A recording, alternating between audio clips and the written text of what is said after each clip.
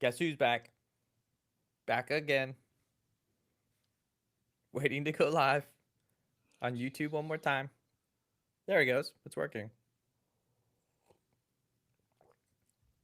I told you, Okay, figure it out. we are live. Thank goodness.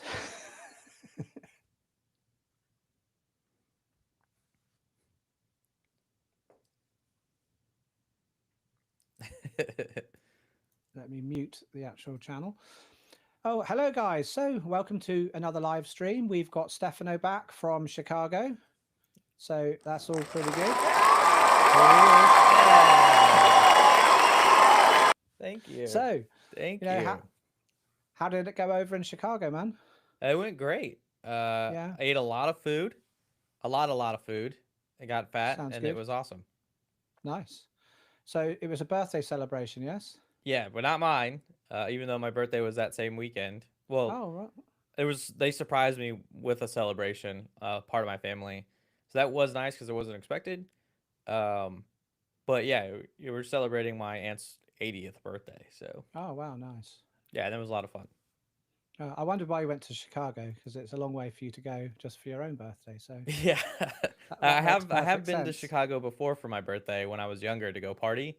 Like when I was in my 20s to go like bar hopping and stuff. So Nice. Okay, so let's move on and just talk about the first topic that I want to talk about, and I know you're a bit passionate about this as well, is are ads getting worse online, Stefano? What do you think? I think Google has ruined the internet. Genuinely, I think Google has ruined the internet because you can't look at a single website without pop-up ads and just ads everywhere. I've had this problem before with Google where on my personal website, they're always trying to automatically add advertisements in places, and I'm it's like a constant battle to try and reduce ads on my own website that I control. But because I put their code in, their little script in there, it's like, oh, here's some blank space, ads. Oh, here's this tiny little extra gap between paragraphs. I'm gonna put ads in there. It's like, Yeah. no. I like on my own website, I can designate areas where I want ads, right? Specifically, so they're not like in your face and in your way.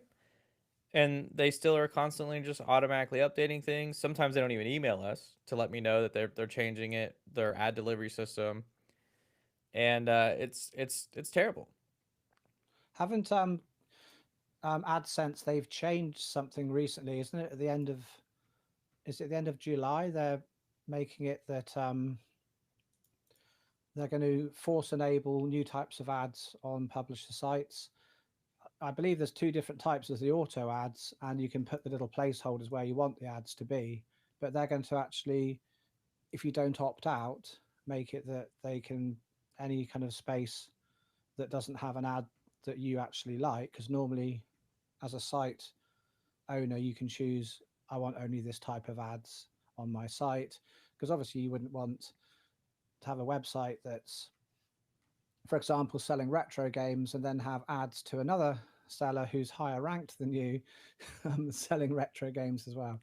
Yeah, Yeah, I so honestly like I don't think I have on my website. I used to have the choice to see what kind of ads I want delivered, but I don't think I do anymore. And it's based 100% off of whoever is visiting that the type of ads that get delivered to them. So like it it's kind of scary because if you go to my website and then for some reason like I don't know you forgot to go into a private session while you were looking at some prawn, now you're gonna see very suggestive ads from my website and it looks like I'm suggesting that stuff and it's like nah that's not cool. oh right, no, that's pretty bad. Yeah. But really, the real reason why I wanted to talk about this, Ed, is because so when I was in Chicago, I did watch a little bit of the Uncast show on not signed into my YouTube account, and literally one of the live streams that you had for like an interview was unwatchable, literally unwatchable because every time it was like the algorithm had figured out exactly when something important was going to be said and Mm. it would be like ad deliver an ad every single time. There was probably an ad every, I don't know, minute or two, and so Oh, I was like, I'm turning this off. And I don't mm. know how the Uncast show is set up for ads, but it's probably like maybe an auto. It And is. when it's Yeah. in, yeah, and when it's an auto, YouTube is especially atrocious. Right. Well, I think we are going to have to stop it being auto for sure. Yeah, like, and even if you stop it in auto, so like on my channel, I'm like, you could only do it in the beginning and end. Well, YouTube is getting to the point now where they're like, nah, we're gonna start injecting ads as we see fit with their new algorithm that they're trying to use. Where Mm. what's it called? Um, it's peak peak viewing or something like it, peak ad delivery or something like that, peaking something like that, something peaking or peaking Right. something. I don't know. And so you know how like some people like to skip around the video and watch very specific parts, and you can see like the most popular parts. So now YouTube is going to deliver ads specifically where people are watching videos. So let's say that you decided, to have YouTube auto manage your ads, and people are skipping past like a built-in ad, for instance, like for a sponsor. And now you're going to skip past that and get an ad immediately. And then the next place where people are watching like that specific part, there's going to be ads specifically there too. So other YouTubers who may not be as like in tune with what the ad delivery system is in YouTube may unintentionally be ruining their own content because how aggressive Google/YouTube is being with ad delivery. Right. That's really worth knowing because I only ever watch my own videos on my Space Invader 1 channel and also on the Uncast channel with YouTube Premium because I can't stand ads. Um, occasionally, so I've got it on my own personal account, so I normally just watch every video with my own personal account. But when I do actually swap to say the Uncast or my Space Invader 1, there isn't premium on that. Obviously, I don't want to buy three lots of premium, Right. and it's so frustrating when I actually switch when I actually say I've just uploaded a video to Uncast, and I think I was going to have a quick look at it and just check there aren't any mistakes, and loads of adverts start coming, so I quickly log out and log back into my own one just so I don't have to see all of those different advertisements. Yeah, But YouTube yeah, Premium is like I mean, I don't is it worth the money? I don't know, but as much as I watch YouTube, I feel like it is worth it. I think I pay for like the 12-year, like all or 12-year. All 12 months, so there's like a small mm, discount on it. But like so the new YouTube Premium Lite. So I had this thought the other day, and I'm playing devil's advocate here, but this it makes sense because knowing years of growing up with Google and how enshittification has happened, right? So YouTube Premium Lite, right? Their new tier that's cheap, and they're like, oh, there's some ads, and then in other videos there's no ads. I feel like that YouTube Premium Lite is just a test for the acceptance of paying for YouTube Premium and ad delivery. So my fear is like YouTube Premium, not Lite, where you pay $14 a month. They'll eventually just start introducing ads in some of their content, just like YouTube mm, Premium Lite. yeah, I think you're totally right. To be honest, um, YouTube Premium Lite, I think it is a test because why do they have some adverts on some types of content and not others? Yeah, And they kind of like make out, oh, it's cheaper because there's no music, it's cheaper because you can't download, it's cheaper because you can't background play.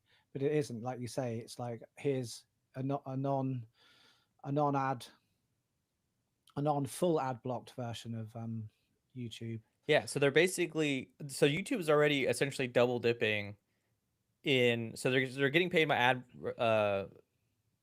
or they're getting paid for their advertisements by companies already. Then they're getting Mm. money from YouTube Premium users already.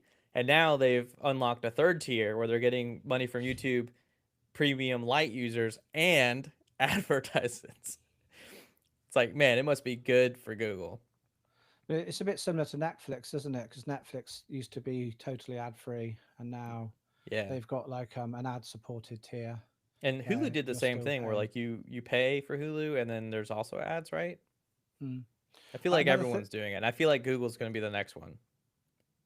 another thing that really annoys me, you wouldn't know about it being in the USA, but for us guys in kind of Europe and the UK, our YouTube premiums and any subscription, it's always the same figure as what you have in the United States. So say something's 9.99 in dollars, we'll have it Oh yeah. 9.99 in pounds, which is about $14. So they just do the same number, but they don't take into consideration the actual difference in the currency value. So we end up paying, a lot more, which I find pretty frustrating. So what I do, no, I don't really Google, is I actually sign up for things using Vanessa's mum's address and VPN across to Atlanta and sign up that way. So I always buy like Spotify and that kind of thing, from a US address and from um, through a VPN. And then in my home lab, I have all of the URLs for Spotify and everything. So it automatically goes through a VPN in the United States. Because I find if I don't do that, every now and then Spotify would kind of say, hey, it doesn't look like you're at home much. Can you kind of please re-sign in and do this, that, and the other? So I thought, okay, I better push everything through the US for my Spotify when I'm in the Um, house. and I remember that I think YouTube is starting to like crack down on that too, where people are using addresses outside of where they actually are. But I don't know if Mm. they've gone full force on that or not. Yeah, I think it's very, very hard for YouTube Premium to sign up outside the country you're in. People used to use VPNs for it and do that now, but Yeah. I a lot so you will need a phone number a lot of the times for that now, and they will want to send a text. So if you haven't got a phone number in that country, you're not going to be able to do it. yeah. Yeah, I'm just really really worried because the last on our last live stream, or I guess it wasn't technically live, we talked about ads and I was like, "Oh, everyone should just get YouTube Premium. It's totally worth it." Mm. But now I'm afraid that they might start injecting ads in their premium tier. And it's like, come on. Like I don't know. I'm just Google I've already tried to like de-Google as much as I can. Obviously it's kind of hard when your entire channel, YouTube channel runs on their content. And I really wish someone could come up with a good YouTube alternative. Mm. Like, I really want to scream at Linus because Linus has float plane, right? But he was like, oh, you can subscribe to only the channels you want, which is a good idea. But I was like, man, if only you could pay, I don't know, like $10 a month and watch anybody you want, or $15 a month and watch anybody you want on float plane. I think that would be awesome. Mm. And if that was a thing, like, I don't know if my channel is worthy of being accepted to Floatplane, but I mean, I would totally just start uploading there because I think that would be a lot more valuable for everyone than oh well, I don't want to watch uh SPX Labs because SPX Labs only uploads whenever he feels like it. And other content creators upload regularly because they're full-time content creators, right? But I don't know, I kind of wish there was like an alternative. But I also at the same time recognize, well, I also create content for education, to educate people, this is how you do this thing. And I also don't want my content locked behind a paywall. You know what I mean? It's such a Mm. weird place to be, where you're sick and tired of ads, but I don't know what else to do about it because everybody wants everything free. But how do you get everything free when storage is expensive? Like Mm. everything's more inflation is through the roof, so everything's more expensive than it's ever been. And running a site like YouTube where you have to store billions of Yeah, data every day, like you I must don't think know. it must get more expensive every year because when YouTube was only running for 5 years, they only had 5 years worth of YouTube videos they had to store. Yeah, So it's not like they purge old videos. no, So, all of the time, it's a continued cost. Hard drives will fail They will always need replacing, and so all of their kind of data set is going to be larger all of the time. But then at the But same time, you look at, what is Google worth, right? And they're worth billions of dollars. And it's like, you guys mm, can't just sacrifice a little bit of that money to like fund YouTube so that way you can reduce the amount of ads. Cause I mean, genuinely, like ads are, it's like every 30 seconds. mm. I mean, I don't know what it is, but it feels like every 30 seconds you're watching an ad. And And at least also, with, Stefano, it's a lot of them are scam ads as well. oh yeah, yes. A lot of them are not even like real. That's Like, the thing that's the most egregious to me, is the fact that a lot of the adverts are just scams, and it's trying to trick people into you know it wasn't so long ago when you would see these ones of like Elon Musk talking, and it would say a thing that he's giving away free Bitcoin. Send one Bitcoin, and it's the Bitcoin doubler, and he'll send you two back. And they were on YouTube. It was a while ago, admittedly, but there are plenty of scam advertisements on YouTube.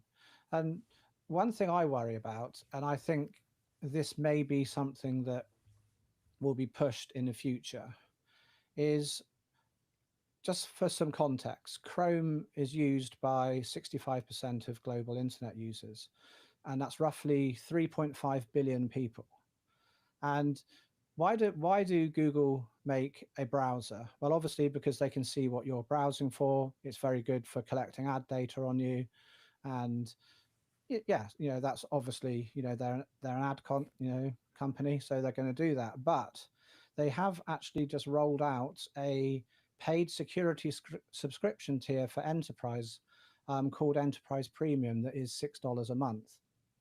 Because Chrome being the most popular browser, it is kind of like have vulnerabilities, and it's attacked quite a lot, and they do obviously very regular security patches. But you can, if you're a business, subscribe to the enterprise premium at $6 a month.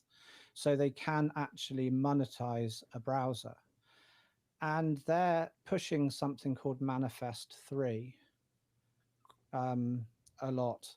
And I'm not sure if you know what Manifest 2 and Manifest 3 are, Stefano. Um, Um, not or completely. I know that the only thing I know about Manifest version 2 versus 3 is like the drama or right. differences for like ad So blockers. basically, Manifest is a list of things that the browser is allowed to do. So Manifest 2, it can do various things, how the extensions can interact, etc.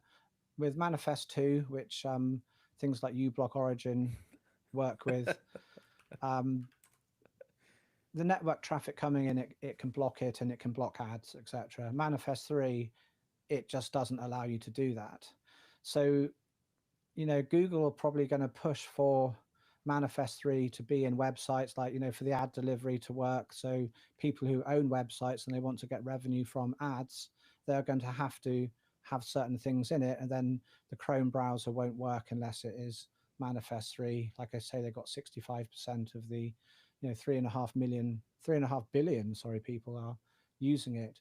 So it wouldn't be very difficult for them to then have, like a subscription service for no ads on the internet as well. That's one Yeah, thing that yeah. worries me. I'm probably being too paranoid, but I don't think so. I you absolutely know, don't think so. I it's mean, the just frog look slowly at where we boiled, are isn't it? today versus where we are when we started when we were Yeah, kids, Ed.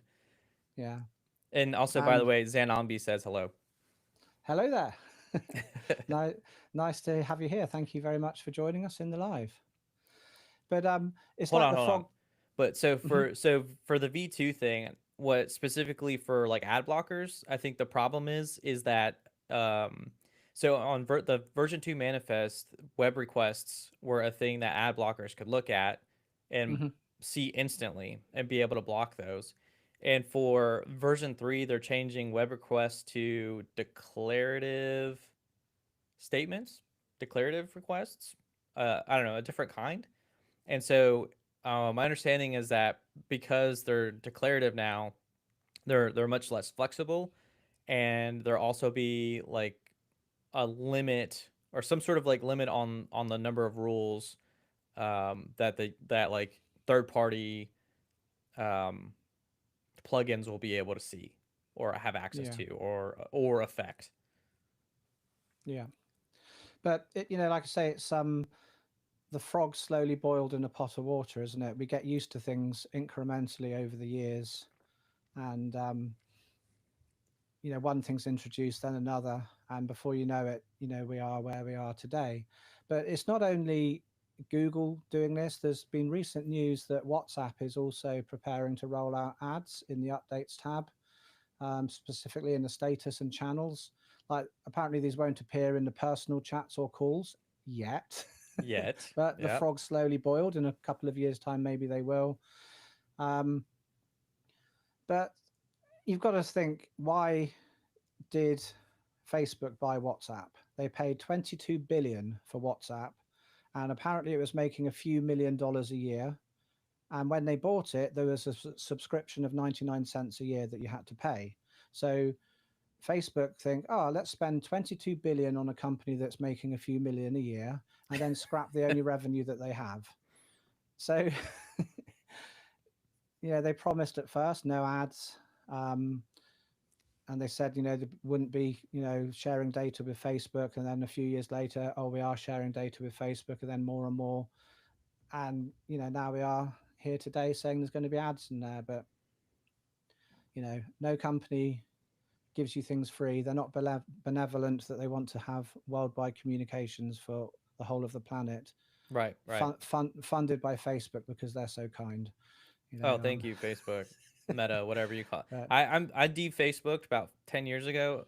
I stopped using all Facebook products like 10 years ago, and I'm so glad I did. And it's fun to sit here and watch people be like, "Oh no, WhatsApp's being destroyed," or "Oh no, Facebook's being destroyed." It's like, yeah, if only you could have saw this coming 10 years ago yeah, when they started getting worse.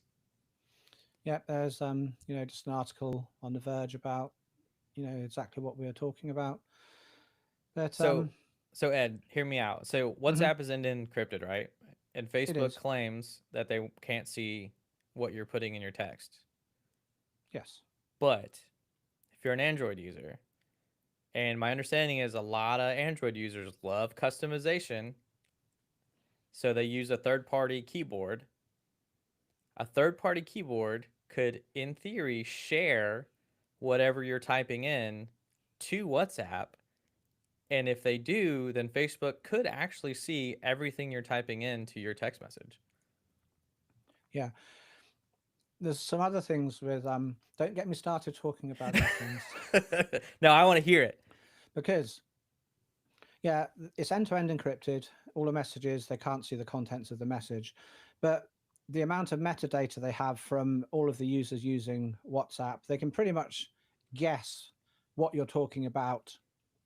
Um, and also, which is quite interesting, AI can also tell the sort of data that's being actually transmitted now across encrypted communications. Like they can't actually like decrypt what the data actually is, but they can see, yeah, that's likely going to be a picture. This is likely something else. And there are some VPNs now that try and mix up all of the data and send it through so AI can't so easily analyze it and see what the things are likely inside of the encrypted data. I just don't understand how that can work though, because like, I don't know, man. It's the size of packets. Apparently, it's in to do with that. I don't fully Wow, understand it, that's but crazy. yeah, the size of packets going across, they can tell what type of data it's going to likely be. So you might send a WhatsApp message to me if I had WhatsApp, which I don't, but if you Yeah, were, yeah. I stopped um, using WhatsApp and forever I just ago. said, "Hi Ed, how you doing?" Then that would like be different to if you just sent me like a meme, because the different type of packets that would make it up. And You have so an Android, right? yeah, I use Graphene OS, so I use an Android phone. So Omar in chat, he said Futo keyboard, Oh and yeah, apparently has no internet connection. So like iPhone is the same way. Your keyboard isn't oh tied yeah. to the internet. What key do you So use a keyboard? Third party keyboard? I don't know. Okay. No. So the Futo keyboard, is that anything to do with Lewis Rossman's Futo? Just asking, I've never heard of this. I'm not an Android asking person, Omar. so Futo Yeah, but keyboard is a modern privacy focused keyboard. It's really sad that in order to advertise a product these days, you've got to start Oh yeah, with it is privacy Boston's group. focused. Thank you for that in the chat.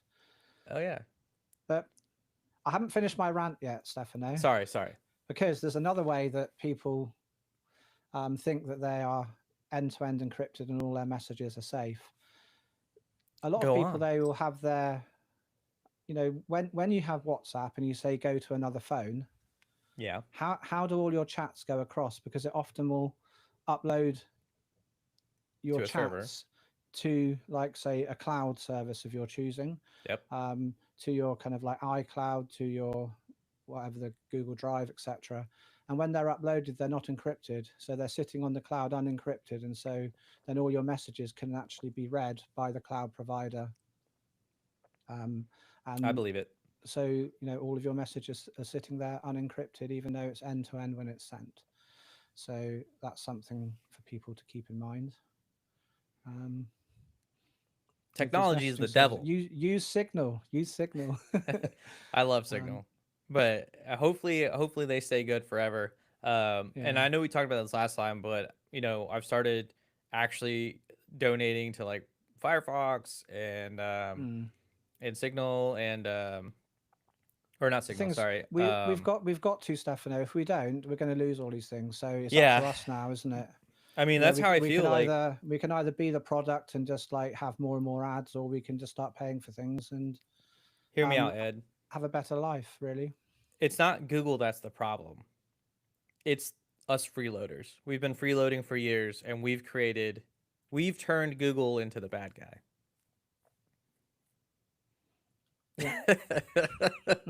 I so I actually, and I also I blame everyone who used Chrome for enabling Google to become worse. So all of you Chrome users out there who decided to leave Yeah, but Firefox, you're Chrome the problem. Chrome was the best browser, and it still is a fantastic browser. It works No, very it's well. It's terrible. fast. No, like it is good. You can't say it isn't. It is a very good browser, but what it does in the background isn't so great. Ed But told me before this functionally, live it stream is. started that he hates Chrome OS and he hates hard links. So Wow. Okay, I hate hard links. I heard in I heard in like in your last video on the Uncast mentioning about hard links. So I've actually prepared and I've got my hard hat ready here because I knew I was going to get some flack. So I've got my hard hat. Okay. So you can't give me any crap about hard links. So I'm going to wear this now for a little while we talk about this. I didn't know you had that. Oh yeah. So, you know, and I do like hard links. My the last video I put out on Uncast about let me That is actually not bring true. I things up. watched a video on the Uncast show recently where the presenter claimed that you specifically don't like hard links and would love to argue with anyone about why they're bad. It looks like I haven't uploaded the thing, but no, I made a script for the new You user should be scripts looking at chat, enhanced. Ed. You should be looking at chat. I can't. That's your job. No, but I like hard links because I made a script where it uses hard links with rsync to save space with version backup. So I just don't like using hard links for media personally. But, yeah. So anyway, moving on. Wait, there was one thing I wanted to talk about that was WhatsApp related. No, I think we got it. We got Yeah.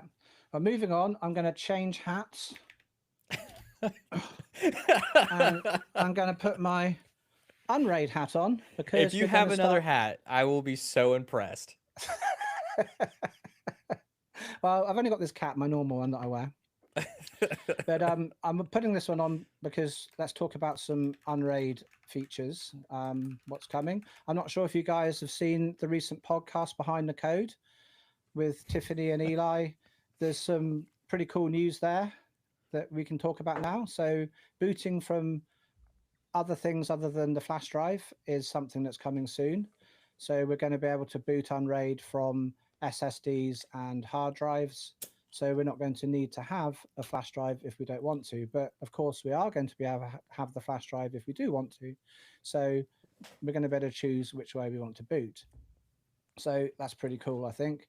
And also, something people have been waiting for ages is a responsive modern web UI. So that's in development at the moment. So that's something we're going to see coming into an Unraid server near you soon.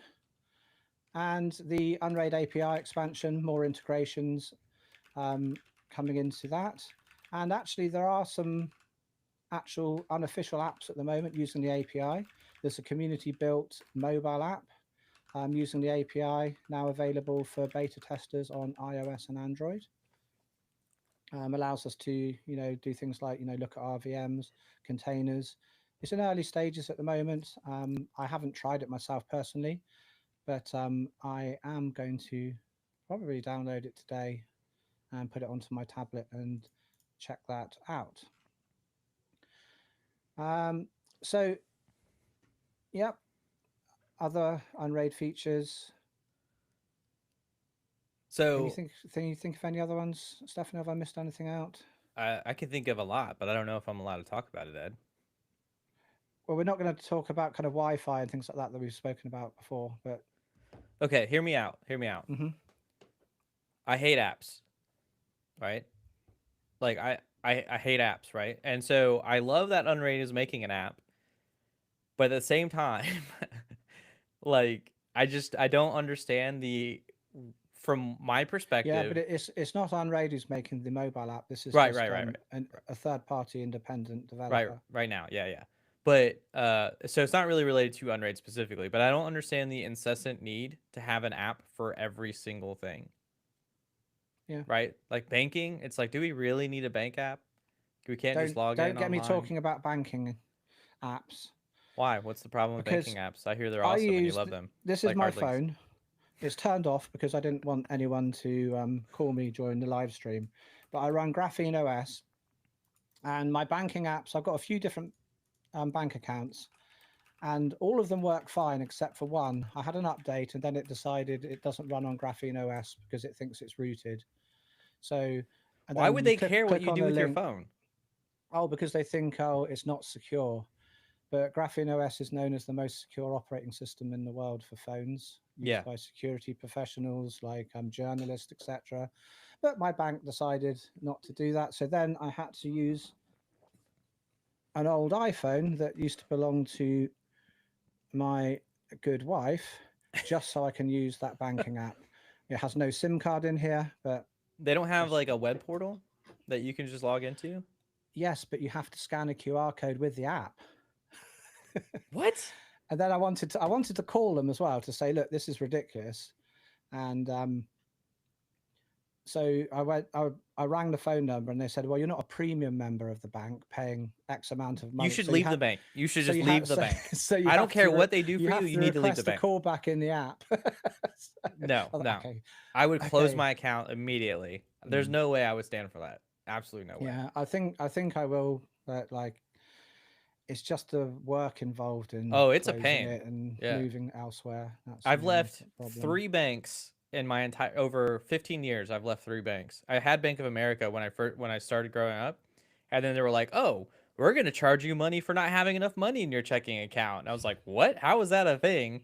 And so it was a lot of effort, but I slowly moved over and got rid of Bank of America for a credit union. You guys have credit unions, right, in the UK? I I don't know, to be honest. The only time I've heard of credit unions is in United States, so I'm not sure if we do have them or not, Oh, to be okay. honest. Well, so credit unions are like you get to vote on like decisions that the bank makes and interest rates and things like that. So you have a lot more buy-in with it. So they tend to be a lot more for the actual customers than traditional banks. Anyway, that's his point. So I moved to a credit union, and so they're so old school, Ed, that if I want to, for instance, get a loan, I have to physically go to the bank, and yes, they have an app, and yes, they have a web portal, and you can apply for the loan online, but you have to physically show up to the bank to do like other paperwork and things. And I was like, okay, well, that's a little too old school for me because, I'm not trying to fax these people. I don't have a fax machine. I'm not going to go Mm. out of my way to fax something. And I'm not driving 4 hours back to the bank because they're only located in Georgia and I now live in Alabama. Right. And so I decided to leave them for another credit union. And turns out they use the exact same software as my old bank, but at least they're right down the street. So it's not a Yeah, terrible thing. yeah. But That's better. I bring up the whole reason why I bring up the app thing is because I had I had a very good at work. I had an opportunity to look at people's cell phones that work at my company, and the number of the number of apps that people have on their phone is insane to me. Like, Mm. I mean, like there were just pages and pages and pages and pages of apps, and I couldn't believe it. So I have a lot of apps. I think so. Here's page one. Oh wait, page two and page three. Those are all the apps I have, and some of those I absolutely have to have. Or I guess I don't absolutely have to have them, but I feel like I have too many already. And then I saw a lot of my coworkers' phones and I was like, why are you guys just using apps for literally everything? Why do you need a McDonald's, a Burger King, a Oh, Target, yeah, your bank, Facebook, TikTok? Like, why do you need all of these apps? And I don't know. I'm an anti app guy. It's just yeah. me. And all of those apps will be collecting data on you as well. Tracking, constantly Yeah. constantly tracking where So you are, constantly want to know everything that you're I'll show doing. you my phone here. I've just turned it on. So this is my Graphene OS phone. Okay. Yeah. Um, I don't have many apps. All of these apps will be open source apps. Okay. Yeah. So I do have other apps on here, but I have to actually switch to a different profile. So you see there's various different profiles there. Yeah. Yeah. So like for financials, for instance, I have to switch over to a different profile. Then all my banking apps will be in here. So that's really cool. I wish iPhone And had something like so that. it's another profile there. And the same for entertainment, shopping. I've got different profiles for all of them. And then it keeps them sandboxed away from everything else. But also, it stops me from getting distracted on my phone, looking at random crappy apps, and wasting time because it's more effort to actually have to change to a profile to go and do something. So Yeah. I find it's much better for me, for productivity, not to have everything in my face on one profile. So okay. So to kind of circle back to the original topic, are you actually going to use like daily, not maybe not daily, but regularly this any Unraid app? Will you use it, like actually use it, or only to do content? The Unraid app, yeah, I would use it to be honest. Um, I would especially use it if it was put on F-Droid, so I What's didn't F have to Droid? use. F-Droid is an open source kind of app store. So all of the Oh, things okay. on F-Droid, it's for Android. They're all open source, um, and so you don't need to use Google Play. And you can also on F-Droid download something called the Azure Store, which is basically a clone of Google Play, but you can download normal apps from there, but without having to log in to a Google account. And so you can download all of the apps without it going back to Google. But if it was on F-Droid, an app, I would definitely install it because sometimes I was saying in a podcast the other day that I was in the barber, and don't laugh. I know I'm bold. I do go to the barber, but for my beard to be trimmed, everyone, okay? And I actually had it trimmed today, so I look nice for the You podcast do for look great. everyone. So, but I was there, and there was like two or three people in front of me, and it was taking ages. And I thought I had my earbuds with me, so I thought I'm going to watch something on MB, and the server was down because I'd been fiddling with it and MB was off, so I had to tail scale in, and then I was pinching and zooming on the phone. Especially when you've got glasses, it's not easy on a little screen. Yeah, yeah, So I would use an app for things like that when I'm outside of the house and I want to actually connect. I wouldn't use it really in the house much.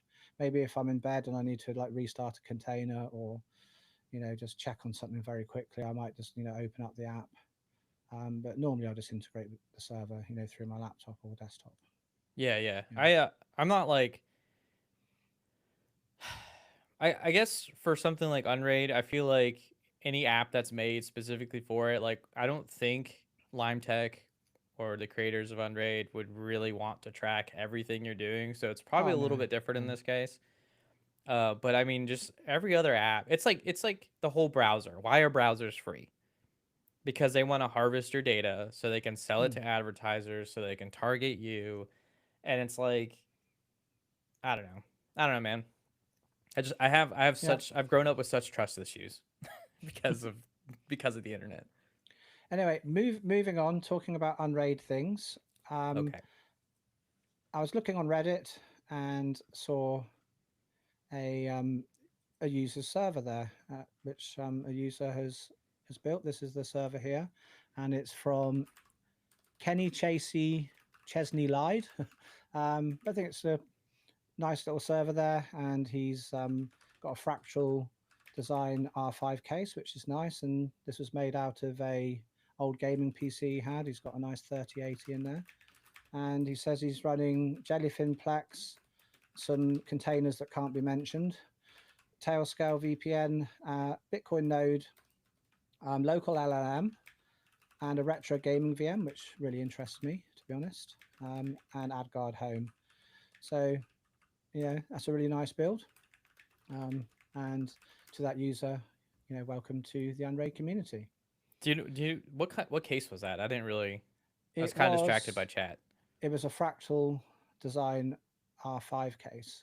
Let Ah, me okay. play this again so you can have a proper look. Yeah, it's a fractal 9. I think they're a nice case. You can fit quite a few hard drives in there, it looks like, as well.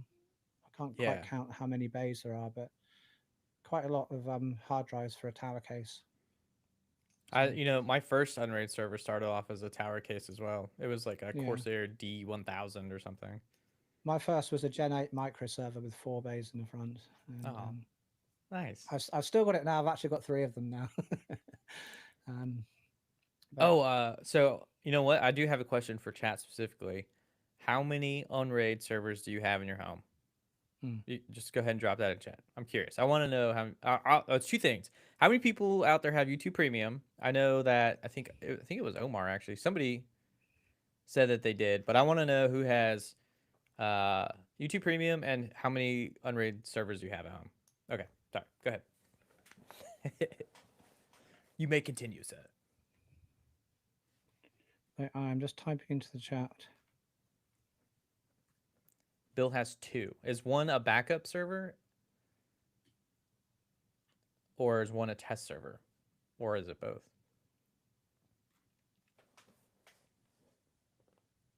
Nice. The Duke's got 2 and 1 offsite. Nice. And a Define 7XL. Ooh.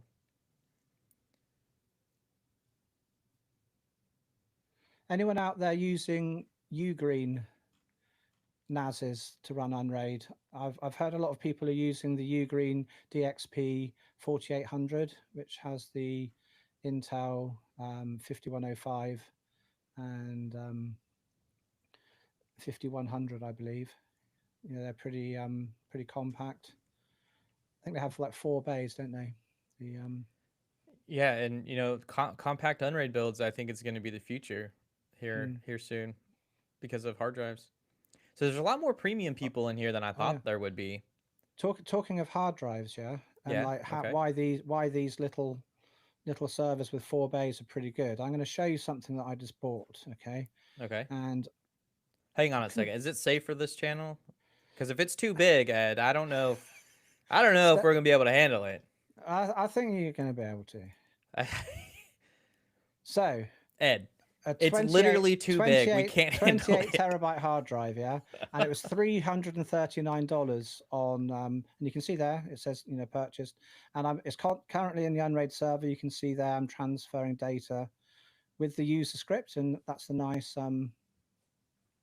user scripts new plugin. It looks very nice, but yeah, 28 terabytes for $339. And I was thinking, actually, when I was writing the notes for this, yeah, I accidentally wrote down 28 gigabytes. And I just thought to myself, that's crazy. That's really small. And I was thinking, well, I remember when I got a hard drive that was 60 gigabytes, and my friend and I were going, like, I was saying, oh, Rob, we're never going to fill that up. It's just so, Yeah. this is going to last us our whole life. And that was in the days when the original Xbox was out, and they had 20 gig hard drives in them.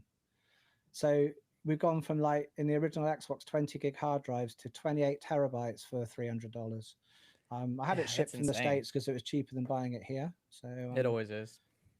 that's in my Unraid server at the moment. So, so I look at that price of 300, and you said, was it 28 or 38? $339. 339. I look at that price, and that seems very expensive, but then every time I think back to like my very first Western Digital 1 terabyte Caviar Black, it was, I want to say I paid 100 and near almost $200 for it. And I'm like, is $300 for 28 terabytes really that expensive? Well, Well, yes. if you work out per terabyte how much it is, Then no. it's what, about $12.50 per terabyte. I mean, it's crazy what you can do, and that's why, like, our so like we started off with Unraid with tower cases, right? Well, yours was only Mm. had 4 bays, but Yeah, and my first Unraid server had four terabyte drives, mhm. so I had a total usable space of 12 terabytes. And I'm just thinking this drive is over double the size of the whole array that I Yeah, had in my first Unraid server. It's like yeah. And pretty I'm crazy. sitting here looking at my server, and I've been doing this a lot. Like, I kind of want to build a whole new server that's like low power and probably got 2 drives in it, 4 drives in it, because I mean, you can get so much storage space these days. Um, and I'm gonna use the word cheap, but not really, because obviously it's easier for me because I have the disposable income because of YouTube. But I do kind of want to downsize because I'm running a Dell R7920 with like dual Xeons and, like, I don't know how much RAM, more RAM than I know what to do with, and it's almost dumb to buy something like that because you could, instead of spending the thousand US dollars on that server, you could take that money and buy those hard drives instead and get like I don't know how much Ugreen NASs go for, but maybe like a 4 bay NAS for what, 400, $300, $400.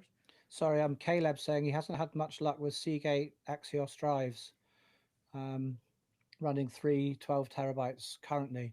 I've never had a problem with them, and I've bought a lot of refurbished ones. I must have just been really lucky, but um, quite a few of my servers are using Seagate drives, the Seagate Axios. Um, I guess you are risking getting a refurb one, but I popped this one in. There were 0 hours in the smart data, and the smart data was perfect. And it's been copying data for about the last 36 hours, 24, 36 hours, and it all seems good.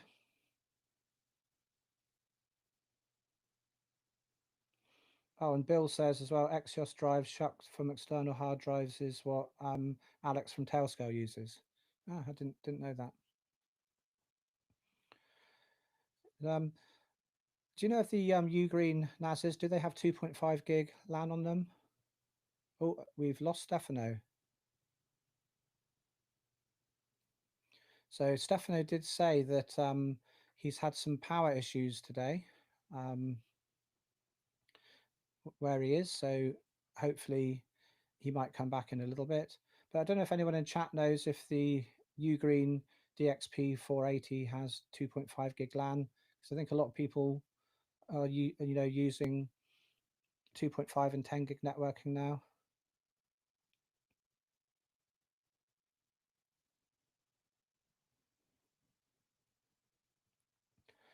And anyway, kind of moving on. So anyone out there in the chat using Unraid and doing any AI hosting? I'd be really interested to know if anyone is actually hosting any AI stuff, maybe using Ollama and Open Web UI. I'm actually going to just write that into the chat. at the moment.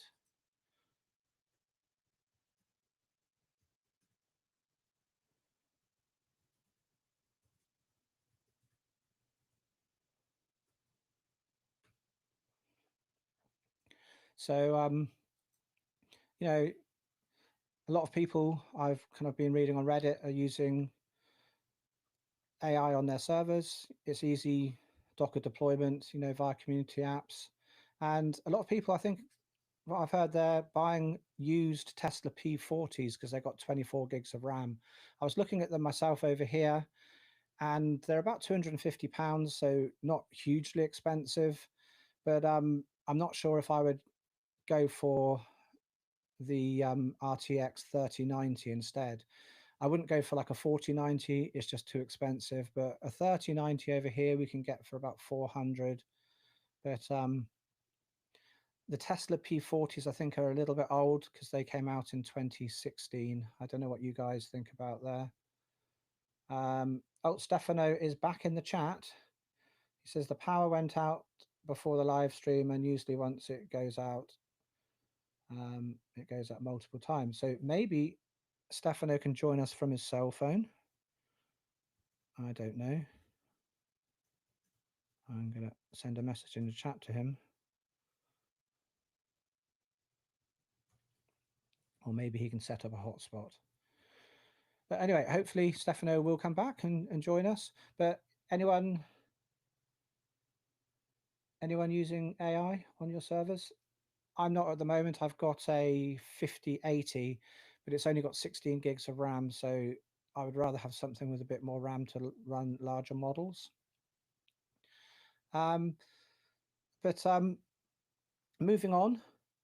So I'm not sure if you guys have noticed that in the latest versions of ZFS, we now have RAID Z expansion, which is a long awaited feature in ZFS. So you can actually expand a VDEV with an extra drive, which you didn't used to be able to do before.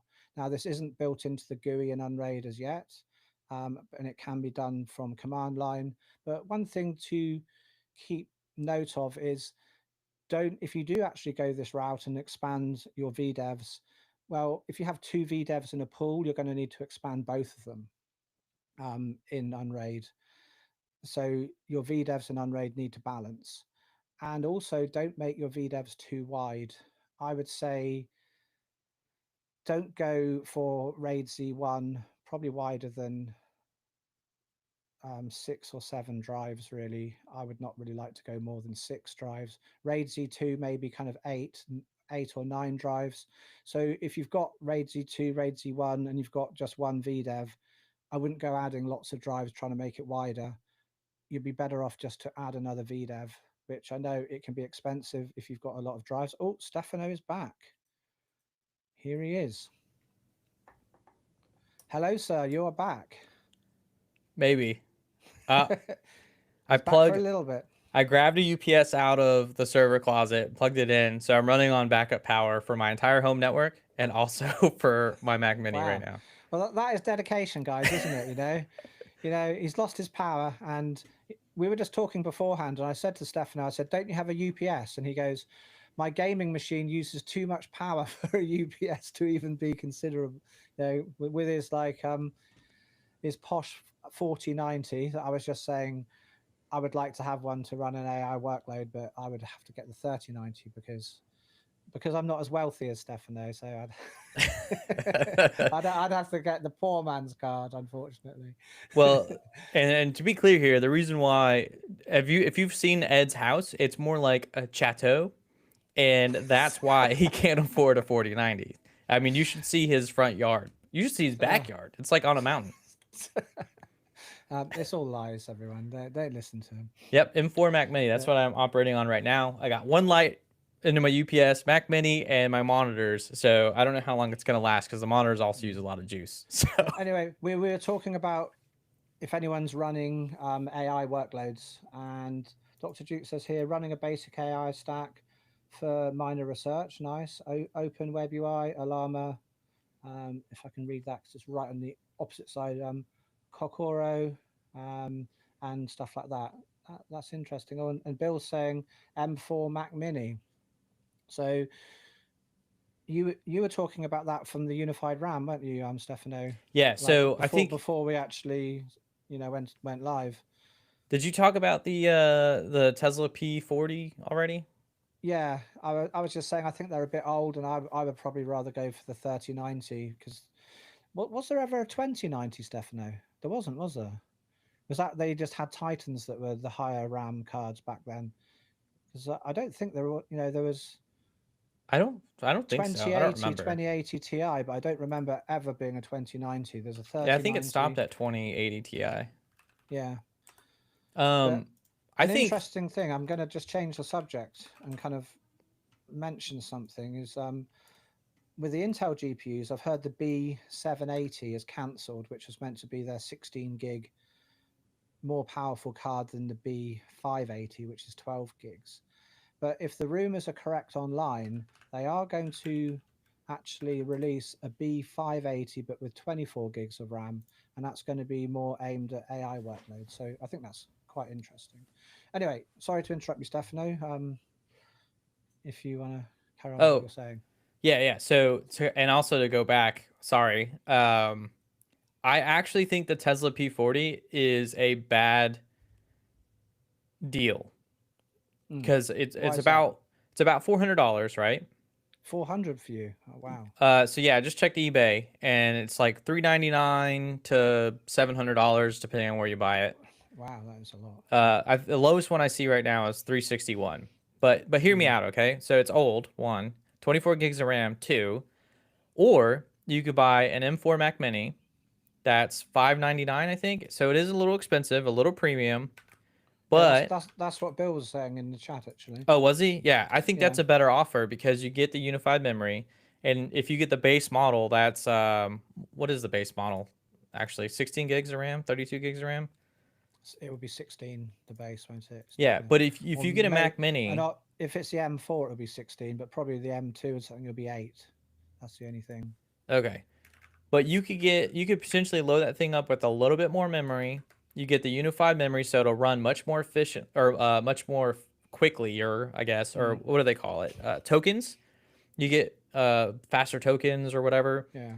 and also uses way less power. I think the Tesla P40 only makes sense if you have an existing system that is modern enough for it to be useful. Otherwise, I just don't see it. I don't the value there. Mm. I just don't see it. I'd rather get a Mac Mini because it uses like 10 watts of power. It doesn't. It uses more than that, but it uses way less power. And if you're only going to be doing requests occasionally, I still think Mm. it makes more sense. Yeah, like a friend of mine, he showed me his setup. He was using two 3090s, and to be honest, I thought the responses were really quite slow.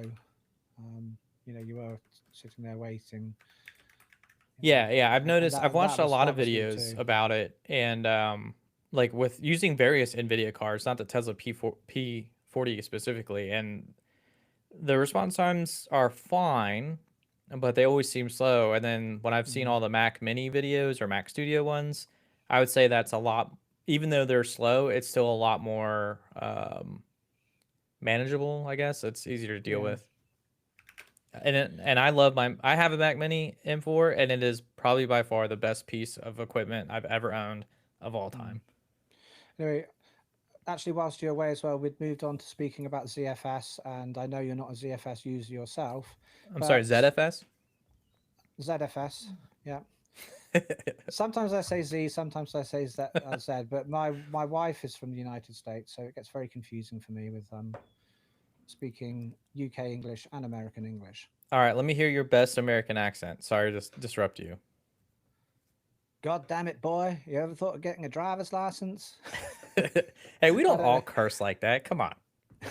That's just from the Cannibal Run. So I remember when I was a little kid, I watched that. I thought it was so cool, and I'm pretty sure there's like that in the Cannibal Run. So Mm, that actual came to my mind. Yeah. nice. Okay, you do a British accent for me now. British accent. What are you talking about? You want me to speak that bloody jingo jango, do you? Yeah, What you the want to have a was bit of a that? go? You having a bit of a go, are you? That's Can the you best I speak got. in Can you speak in the Queen's English, please? Uh, I You were doing like more of a kind of Cockney accent there.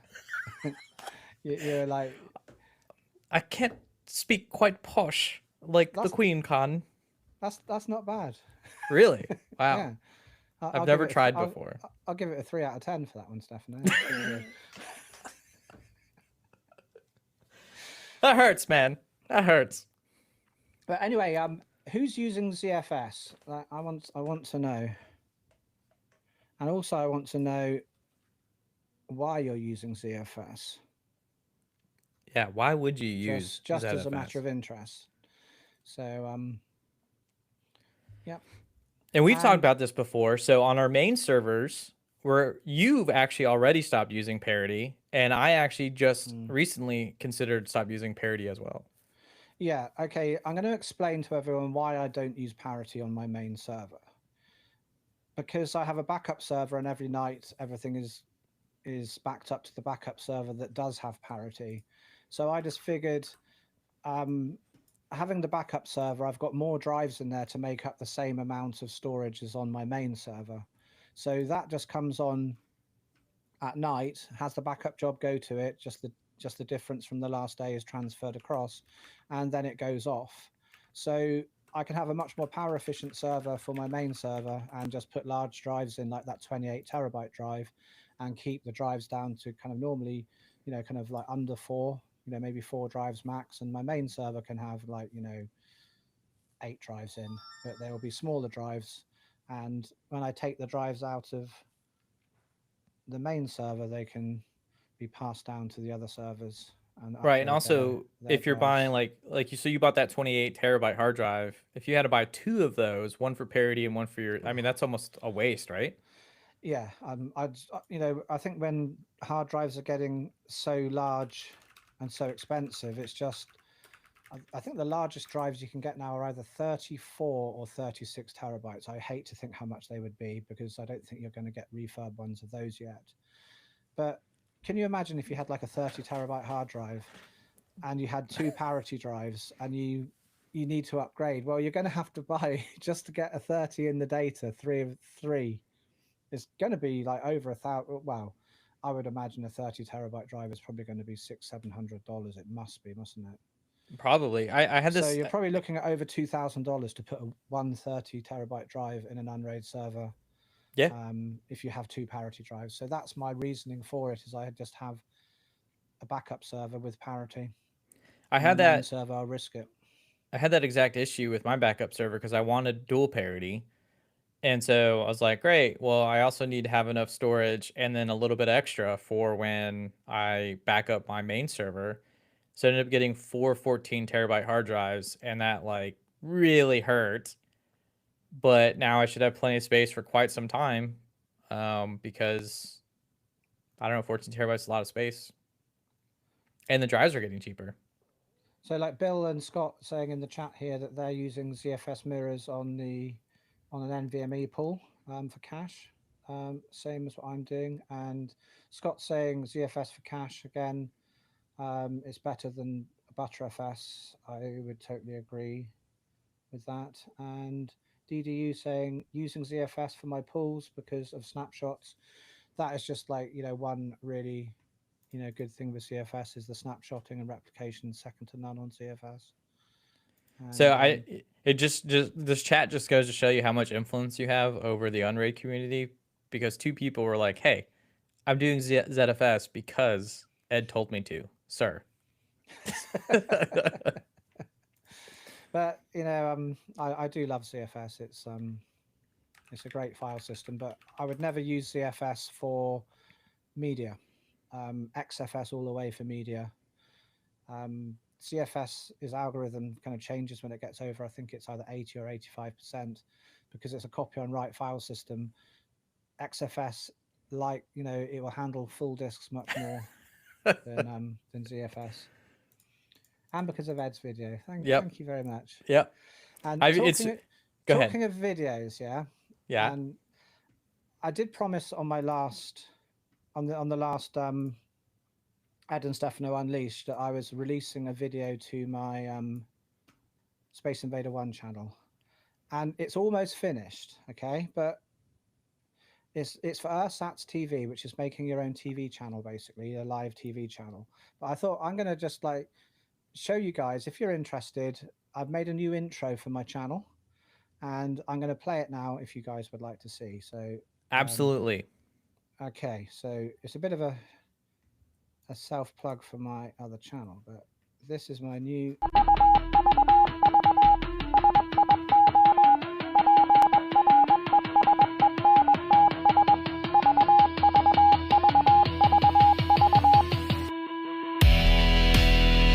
Drop in the bass, man.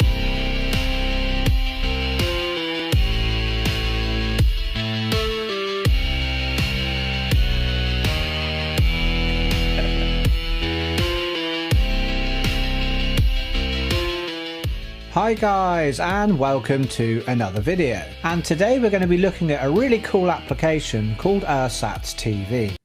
And that's it, guys. That's all you get today. But So I should be releasing the Ursat's TV video hopefully tomorrow. When we get off this podcast, I'm going to go back to my desk and do a bit of editing and try and get that.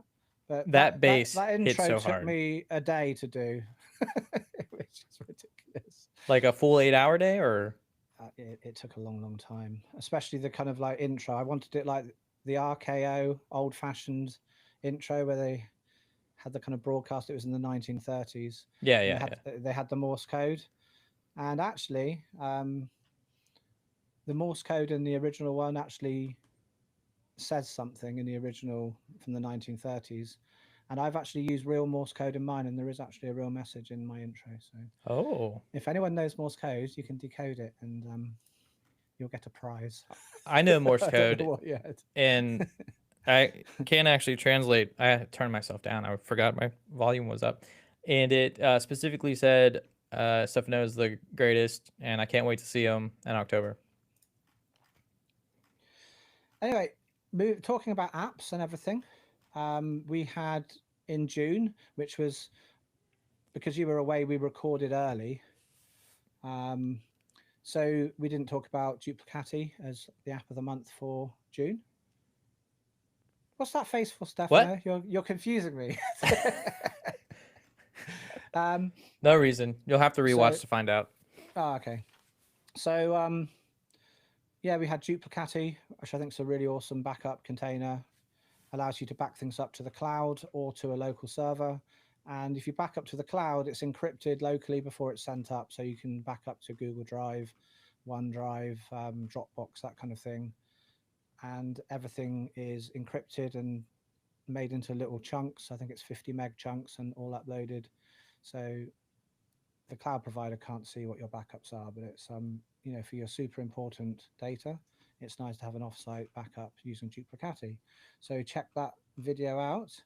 And July, we've just had the User Scripts Enhanced plugin, which is a plugin that basically skins, I would say, the normal user scripts and fixes a lot of things in to do with user scripts that used to I find a bit annoying. And it's definitely No not offense to called. Andrew Squid, like I do appreciate him making the plugin. So Andrew, if you're watching, I love your user scripts plugin, but I think Andrew would agree as well. This really has improved his plugin a lot.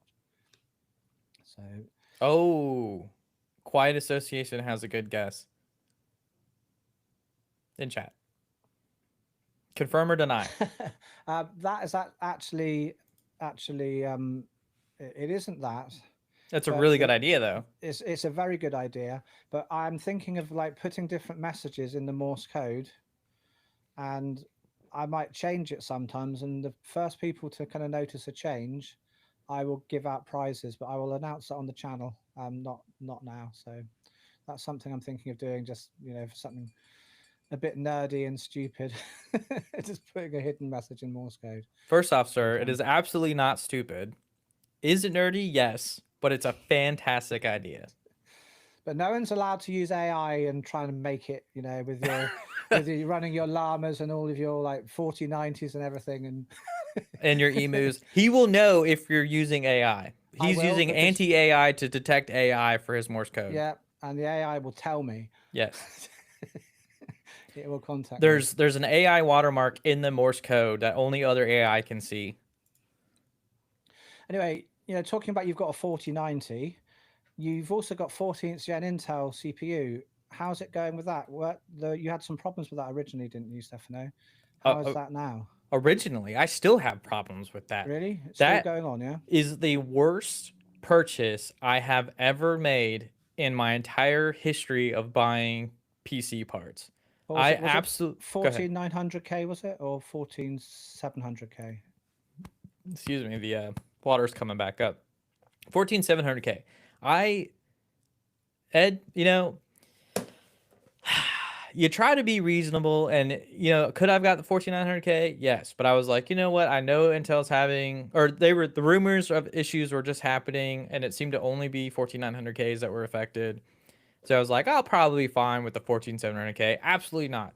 It's Mm. 14, all the 14 generation CPUs are affected. Apparently 13th gen, which nobody talked about until 14th gen started having issues, or maybe I wasn't paying attention Mm. because I had been on AMD for so long. And to this day, so I'm sitting here playing this game called Age of Darkness Final Stand, and my computer starts crashing. I'm like, why? What could possibly going on? So I was like, it's probably just the game because every now and again games crash, Yeah. right? So and then I started playing the Need for Speed, Hot Pursuit.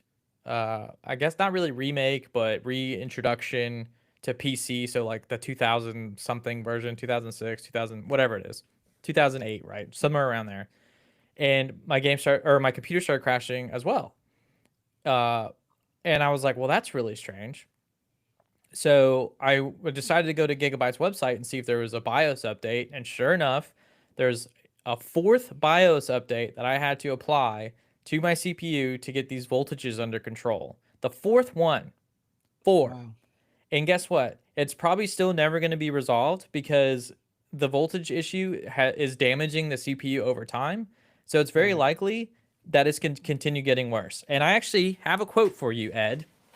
Intel says the instability is primarily prominent during light workloads or when the system is idling, which is complete and utter. It That is was a absolute nice mute, man. I like that. good. I hope I hit it in time. It is total BS. I mean 100% BS because Mm. I've never noticed any crashing unless I am playing a game or something that is using a lot of power. What I find weird about it crashing is you're saying it was only crashing in some games, and other games like your game that you normally play, Escape from Tarkov, that used to work fine with it. But then when you No, no, no, swap no, no, to no. Absolutely not. no, So oh when I first got the CPU, everything seemed fine. Escape from Tarkov would crash, but it wasn't very prominent. And then it got worse and worse and worse. And then sure enough, it turns out I had a bad CPU. I RMA'd it. I got a new one. The crashing went away and then started to manifest itself again. And this is after I updated my BIOS, by the way, because Intel mm, requires you to update your BIOS before you can do the RMA. Still having the same issue. RMA'd it again. Got another CPU. Uh, Everything was fine for a while. I did another BIOS update. Everything was fine for a while in Escape from Tarkov. And then it started crashing again. And I only played Escape from Tarkov at the time. mm, I remade my CPU again, and it was fine. It's been fine for up until this year, actually, like last month, actually, because I quit almost entirely quit playing Escape from Tarkov. And yes, it is fine in Escape from Tarkov over the last time I RMA'd it. So technically, yeah, it is fine. But it for some reason it does seem to only affect certain games, like you were alluding to. And I don't know what the difference is between some games and other games. And my only guess why it manifested itself again in Age of Darkness is because there's so many sprites on the screen and there's so much that has to be rendered at one time that's why the CPU is crashing now. But I can't really explain Need for Speed because that's an old title, mm. and I mean the CPU that should be able to run the game on one core. Yeah, what I'd do if I was you, man, is I would probably RMA that CPU again, and then I'd just sell it, and I would go down to a 13700K. I've got quite a few of the 13. I've got a 13600K, 13900K, a 13 500K, and I think I've got a 13400 as well. And I've had no problems with any of those CPUs at all. Honestly, I think I'm gonna It's go only the back to 900. AMD. Yeah, yeah. But We apparently AMD has issues with their 9000 series, don't they? oh, Or are those I user don't know. issues? I haven't heard, to be honest. Um, But can I another. answer Oh Zanabi real yeah. quick? Please, of course. Yeah. All right. So those of you that don't know, so I have a very, very specific setup. I do daily drive Linux because for my day job, I am a Linux system administrator. And I also use a Mac at work for my workstation, but all of our servers are Linux. It's technically Max is kind of Linux. I mean, I use SSH to terminal into all of the stuff. It doesn't matter anyway. But at home, I use my Mac OS, which I'm using right now, for anything work related. And this is technically work related. So I use my Mac for that. And I also use my Mac to interface with all of my Unraid servers and my other Linux servers that I have throughout the house. I only use Windows for gaming, and that's it. The day that SteamOS or any Linux operating system can figure out how to get anti-cheat to work Mm, is the day that I will leave Windows forever. End rant. yeah. For my gaming machine, I built one fairly recently because I just was having too many issues with the RX 9070 XT with pass through. I thought, wow, until that gets a bit better, I'm just going to put it into a case. I had an old case and one of my i5 CPUs, and I'm gaming on that. I'm using Garuda OS, if you're familiar with that one, Stefano, Mm-mm. as a distro.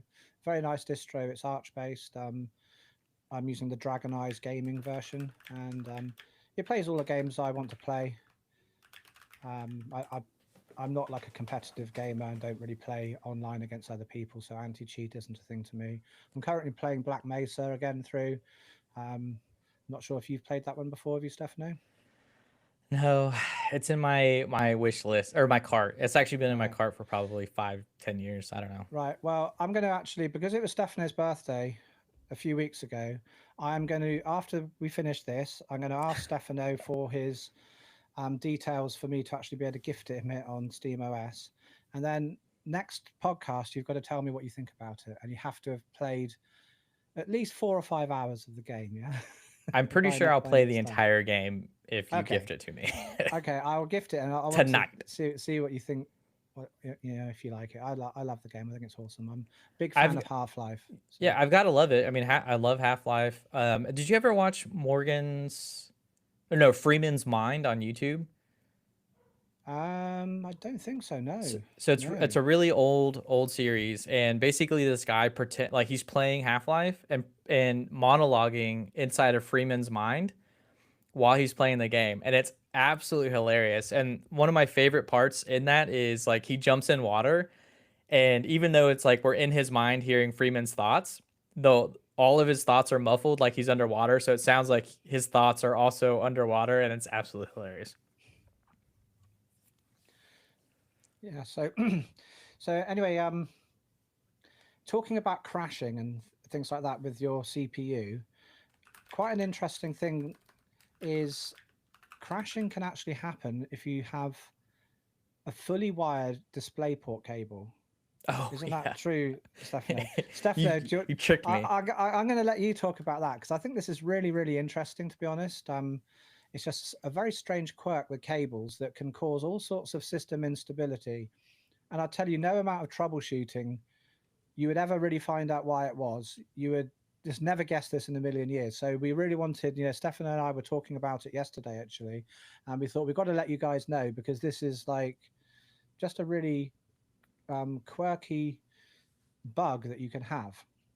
So, Stefano, go ahead and let everyone know. I'll let you And talk also, about I got this. to bring this up. The reason why this is important is because last stream I literally said I'm finally happy with DisplayPort after just ranting. I don't know what I rant for like 10 minutes about how terrible DisplayPort was and why HDMI was king.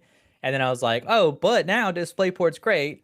Well, it turns out DisplayPort is still terrible because evidently DisplayPort has 20 pins, right? Hmm. And The way that a certified DisplayPort cable delivers power is unidirectional. So what that means is that there's a pin that delivers 3.3 volts of power from your source. So let's say your graphics card, for instance, to your monitor, and that's supposed to be a unidirectional power direction. However, some cables, some cheaper cables that could also be given to you from the manufacturer will provide power in both directions, which will manifest as system crashing and also potentially damaging your graphics cards. And so apparently this has been an issue for years.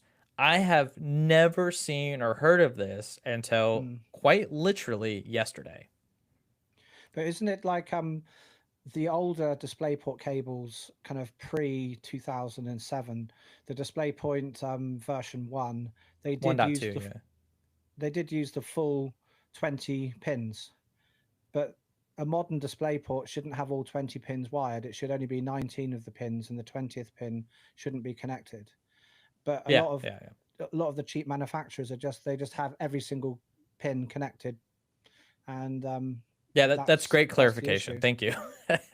So when you buy a DisplayPort cable, always just look that it's certified and try and look on the ad that it just says it's just a 19 wire DisplayPort cable, because otherwise you can have crashes. And if you have pass through on your Unraid server, you could have a DisplayPort going to your monitor. I've got a few DisplayPorts going to my monitor here, and if you have a bad cable, that could be causing you crashes. And no amount of looking through your logs will ever tell you why it is. And And worst part too is like I don't know how you buy your cables, but I buy all my cables from the same brand, right?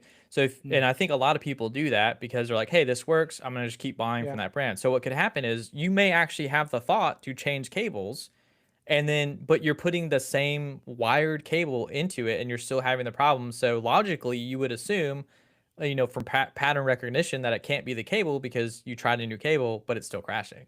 And so it's like, man, like there are people, I feel bad for the people out there who have mm, literally gone through everything they can think of, finally somehow got a new cable, and then turns out it was a bad or a 20 pin connector.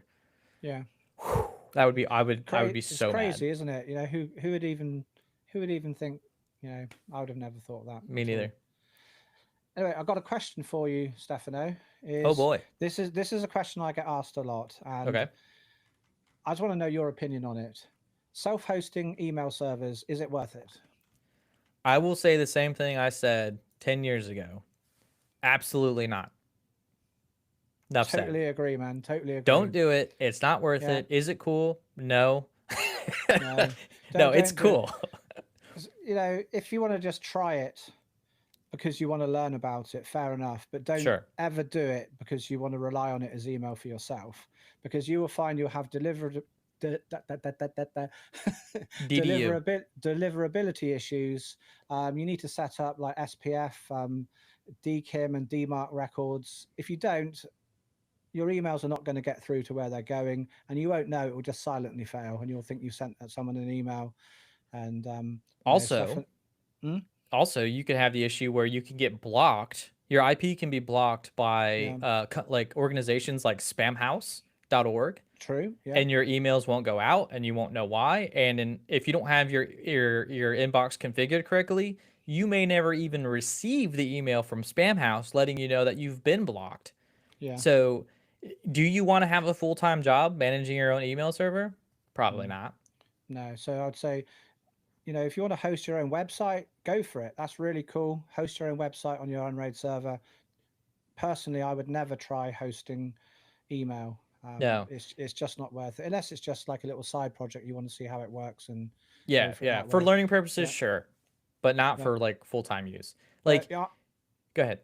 I have friends reach out to me and say, I tell them, don't do it, and they go, oh yeah, but I want it to be private. I don't want Google to have all my emails. And I say to them, well, every email you send, it always has two parties to it. So you might have all of your own emails on your side, but everything you've sent and they've sent to you, they're on other servers anyway. So you'll never have privacy.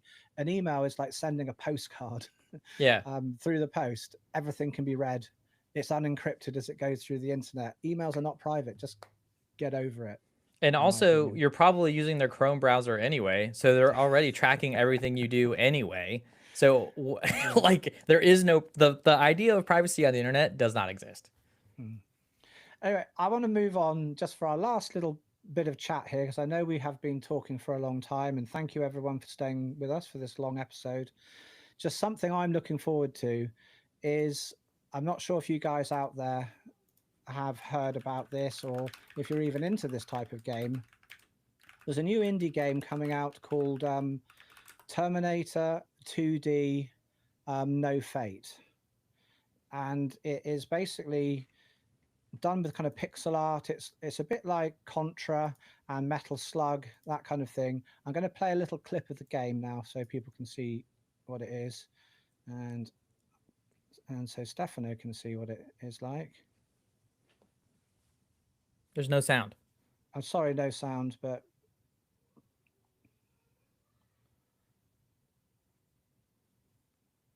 so very kind of similar to kind of Contra, Metal Slug, kind of like scrolling from left to right. And what's quite cool with this game as well is you can actually take cover as well. And look at that in the bar, like the guy Arnold's like naked. Yeah. It's like the bar fight from Terminator 2. Do you But get to play it's through the movie? yeah, Because it that was comes out. T2. Yeah, it comes out, and also you get to play as Sarah Connor, and taking down Cyberdyne, and like going with Miles Dyson, all of that kind of thing. And it's going to be really cool. Comes out I think the 3rd of September. I'm really kind of looking forward to it. That's So awesome. check it out online, guys. Just do a search for Terminator 2D No Fate. If you like that sort of game, just a nice kind of like side scroller. I think it's going to be really awesome. I can't wait. So All right, Ed. Here's yeah, here's the ultimate test, though. what? Okay, so Go you're a for it. Terminator fan, right? Hmm. You claim to be a Terminator fan, and this question's for chat too, because I'm curious to know. Okay. All right, so we've had multiple movies and games, but what is the correct color of the lasers? That is a difficult one, to be honest. Yes, Um, because correct it's color of the laser. changed, and it shouldn't have never changed because the people who changed it weren't Terminator fans. They were money grabbing sons of. What Sons of T800s were they? Yeah, sons of T800s. Nice. I like that. um, I tell you, like, I did not expect you to ask me that as a question at all. I'm pretty sure I got this wrong. I want to just wait for chat to kind of answer a little bit before I make an answer to give everyone else a chance before Yeah. Stefano tells me I'm wrong. Um so the problem with it is it's inconsistent, but I think there should Mm. be one oh, did you watch Terminator 0 by the way? I haven't yet. No, that's something I really am going to definitely watch. Um, so we've got red here and purple in the chat. I think it's blue, but um, tell us the answer, please, Stefano. Purple. Purple. Ah. Change my mind. Purple is the correct answer. So Trekkie DK got that one right, and all of us others got it wrong. So if Okay, if 2D Terminator doesn't use purple, it is not it is not a true Terminator game. let's play the clip again and have a look. Yeah. I'm Um, colorblind, so I also don't know. okay. So what does it matter? I don't know, but it I don't. matters. I don't think I'm colorblind. So let's play it and see what color the laser is in the game. Come on, Sarah Connor, out the way. So they did change it to red at some point. It's purple. It's It looks purple. It's purple. real. Yeah. Yeah. It's a Awesome. real So game. It's a real Terminator game. It's faithful. that's really cool. So I've got a question for you about Terminator. Then let's see Uh, what your knowledge is like. okay. Um, what was the date of Judgment Day? Oh man, I actually don't know this. Come on, man. You're meant to be a Terminator fan. You should know Yeah, this. but I'm so bad with dates. I can't even tell you American holidays. It's August the 29th, 1997 is Judgment Day. And No, it I hit. never would have got that. And Skynet Why became couldn't you ask me like a self-aware simple at question like 2:14 a.m. what caliber pistol the Terminator was trying to buy from the gun shop or something. Like, Okay, I'm going to ask you a more simple question. Okay, what year was the first Terminator sent back to kill Sarah Connor in? I don't even know that. It's the year the movie came out. The same That's the year the clue. movie came out, 1981. 84. 4. Yeah. Was close. One thing, like you know about Terminator lore and stuff, yeah. So I know a in little the bit. in the original Terminator, the reason the Terminator's sent back and he's kind of Arnold and has got the exoskeleton underneath is because only living tissue will go through time, and Right. it's a one way thing. When you go through time, you can't go back the other way. So he's got the living tissue over the top is how the machine goes back. But in T2, the liquid metal one doesn't have flesh, so how does that one go back? I always wondered that. But Yeah, that's like one of the biggest plot holes, I think. And they were like, well, why didn't they just like pack a body full of pack a carcass full of weapons and then just send that back through time so they could have laser weapons?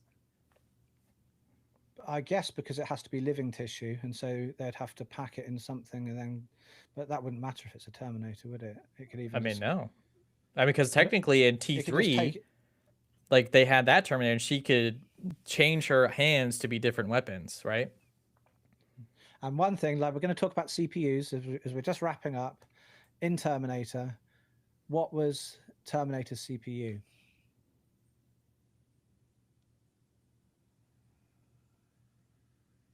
I can't remember. A neural net processor, a learning computer.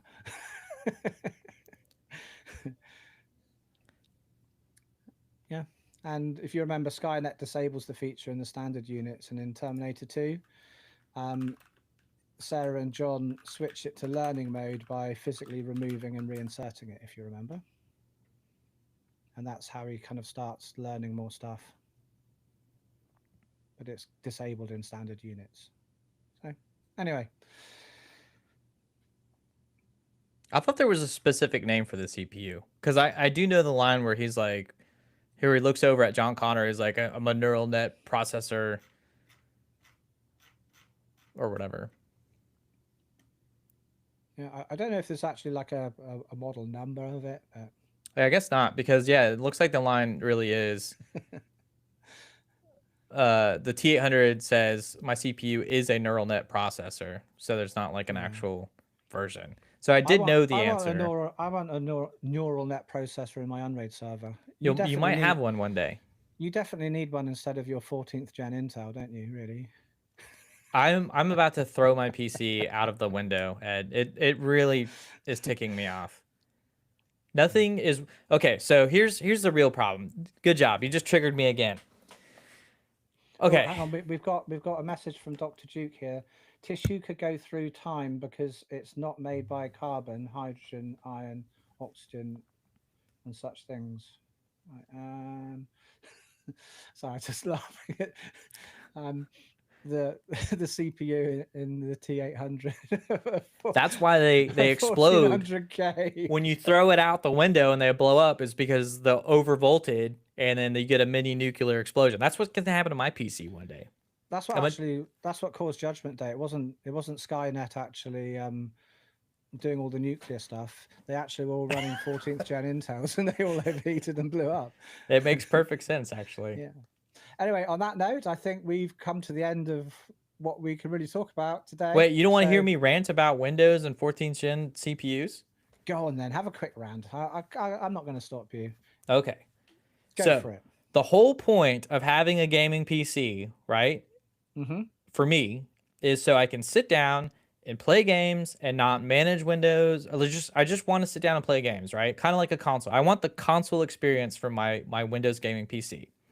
But now I have Windows installed, and so it's constantly popping up things. Hey, try out Edge. Hey, try out this thing. Try out Copilot. Do you want to upgrade to Windows 11? And all of these pop-ups and updates and all this stuff constantly. Okay, so that's problem number one. Now problem number two is I have a CPU that's constantly trying to murder itself, and I can't have a good experience at all anymore. And it's honestly really starting to tick me off. Okay. If you want me to use your product, when I actually go use it, for the love of God, Do not put a pop up like Edge does every single time, trying to get me to do other things. Either let me use your product and learn to use it, or force me. It's like a pop up ad on your website. If I'm browsing your website and an ad pops up and it's like, you can't read this content until you close this ad, I am never going back to your website again. And that's the same reason why I'll never use Chrome, because Chrome does this now too. Because when you first install Chrome, it pops up and you're like, oh, sign in, do all this stuff. Like, no, I want to browse first. I'll do all the other stuff later. Okay. And like, just, you're killing me. Yeah. The internet is killing me. Bill's saying use And rant. Windows 10 LTSC, so I think that has less updates and things in it. I was too late. I also think there's like something, I think it's called Raven. It strips out all of the crap out of Windows 11 and 10. It's just a one-click thing, and it does a lot of the debloating scripts that are around online. I don't know. Yeah. I think we spoke about it before in another episode. I don't know if I really want to go through the trouble of reinstalling my operating system. And Firefox is also doing the same thing too with the pop-ups when you open their browser. It's like, you guys need to stop it. You're making your user experience terrible looking at you, YouTube. And when you make your user experience terrible looking at you, YouTube, people don't want to use your product looking at you, YouTube. But I'm looking forward to when Steam actually bring an OS out, a desktop OS, because they are working on that, and I'm not sure how far down the road they are with it. Hopefully Lord Gaben can live another 30 years. That would make me happy. But anyway, thank you everyone for joining us on the 5th of July. I hope everyone in the US had a great 4th of July, and you haven't had to be watching this with too much of a bad hangover. I still got all my fingers, Ed. Yeah. That's a little in joke there, but thank you very much, guys, and we will catch you next month. Yeah, thank you everybody. Thanks for watching, joining us. So see you later. Awkward goodbye.